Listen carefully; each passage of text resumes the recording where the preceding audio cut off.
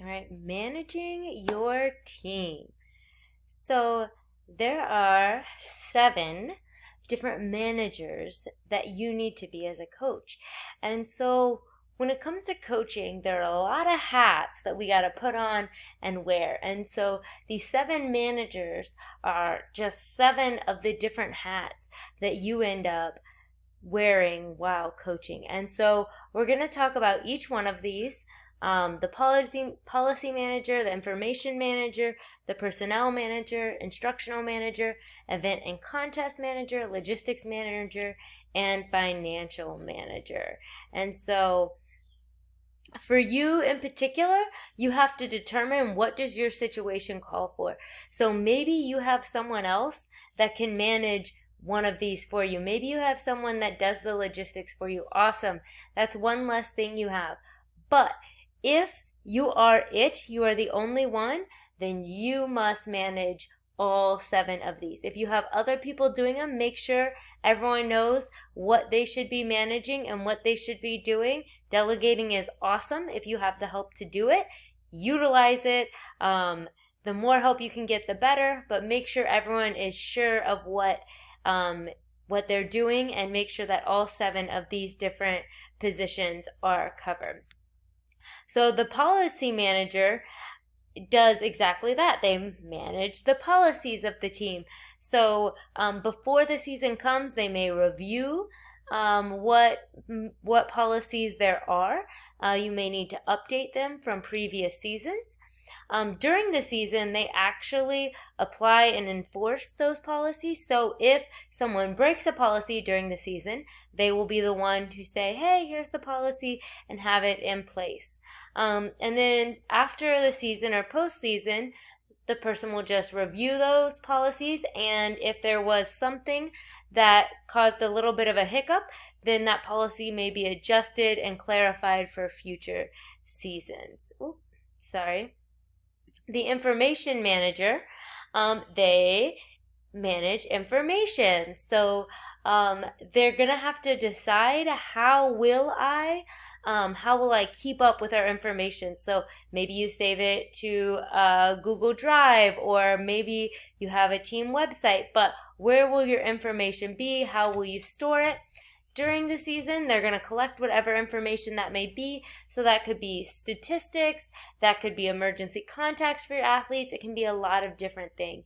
And then postseason, they'll update those and then evaluate how did that go. And if some of the management system that they used for managing that information didn't work, you may pick a different system or adjust that to improve it. And so this information manager seems like, oh, what information is there even to keep?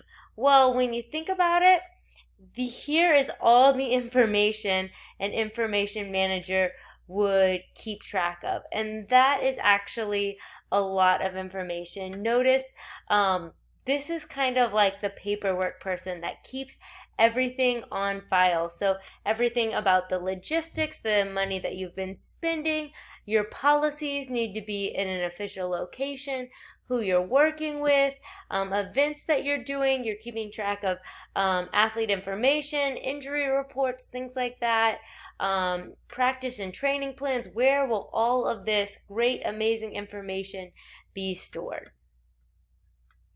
Then next we have the personnel manager, and they manage the people. And so the people mean any support staff, so assistant coaches, team managers, your athletic trainers, if you have recruiters, all the different pieces. This is the person that's managing all of the people, or you that's managing all of the people. So what positions do you need? What are vital positions? What are positions that you would like to have? And then how do you select those? Then you're also going to have to look at your athletes, managing your athletes. So how do you choose which athletes will get to play on your team? Is everyone going to play? Is there an eligibility criteria? So we talked about that a little bit previously in high school sports, how the criteria here is, and we discuss what we believed it should be, well, you as a coach can always set higher criteria than your organization asks. But at bare minimum, you must have what the organization asks. Okay, how will you communicate with your athletes? Is it appropriate for you to text them? If so, is there a time limit at when you want to communicate with them? And so letting them know all that information is really important, and deciding on that before the season even begins. During the season, you'll communicate with them. And then postseason, you tend to give recognition for achievements of your personnel. So things like an award for a coach that did an excellent job or kept up with something is a great way to make people feel important and needed and get them excited to come back in the future. The instructional manager, they manage all of the instruction that is going to be happening throughout the season. And so what skills will be taught during that season? How will they be taught? So we'll think about technical and tactical skills, right? And we'll think about whole skills versus parts, right? Are we going to teach it as a whole and then split it into parts? Are we going to split it into parts and teach it as a whole? Are we only going to do one or the other?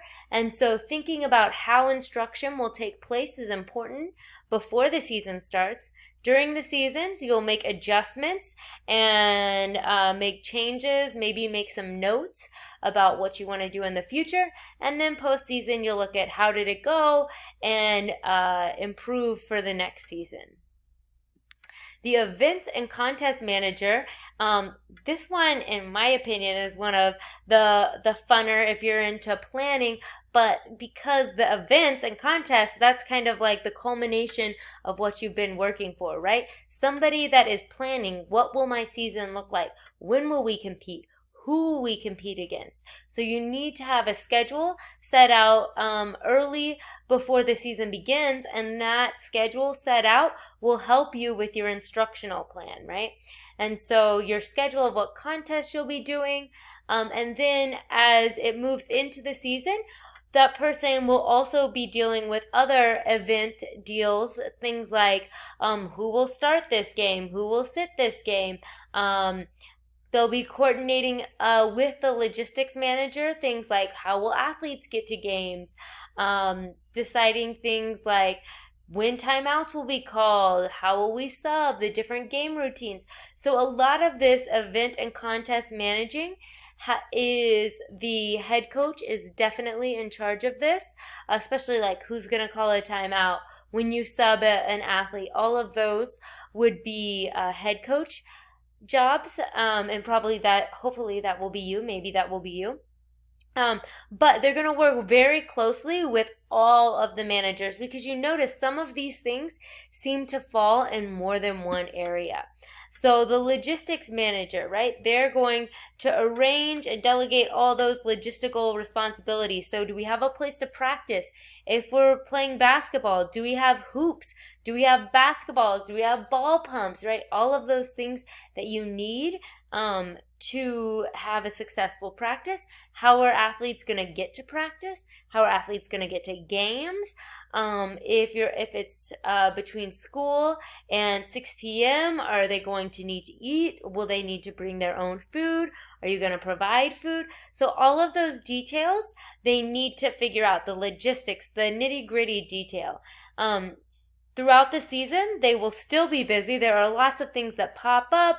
Maybe somebody is, maybe especially with like COVID, maybe a team had someone that's sick, so you have to rearrange your schedule. And so they're constant changing and improving as the season goes on. And then, like all the other managers, it's always good after the season is over to look back. What went well? What didn't go well? Maybe we played 2 really hard teams in a row. In the future, maybe we want to try and space that out to better prepare for them. And then the financial manager, it's all about the money, right? So the financial manager, most sports, at least that most sports that we will be involved in, likely won't be dealing with large amounts of money. Many sports, in fact, are volunteer and run on donations. But bigger managers or bigger teams will be dealing with larger amounts of money. But even if you are running on donations, it's still important that you're accountable and you're keeping track of where the money is going, where you're spending things on, how you're spending things, and what qualifies as expenses. So before the season starts, you want to see, do we have the money for the things we need during the season? If not, how can we get that money? Fundraising, creating team budgets. How will you store the money? Who will be able to spend the money? Does it have to go through approval processes? And determining all that before the season starts will be important. In the season, you want to keep records, stay on track with that budget, and then after the season, you want to make sure that everything, all the payments have been taken care of. Want to make notes, make changes. As always, try to improve for the following season. So that's all 7 managers. And so for you, you will likely be all 7 managers. Many coaches are doing all 7 of these things. And so it's a lot of things to do, but if someone does want to help you, just make sure that you guys have great communication and you know this is what I'm going to take care of, this is what you're going to take care of, and keep that communication open. That way it's not all on your plate, but you know it's covered. You don't want to be in a situation like, oh, what happened to that money? I don't know. That can cause issues, okay? So just make sure if it's not you, you know who's doing it.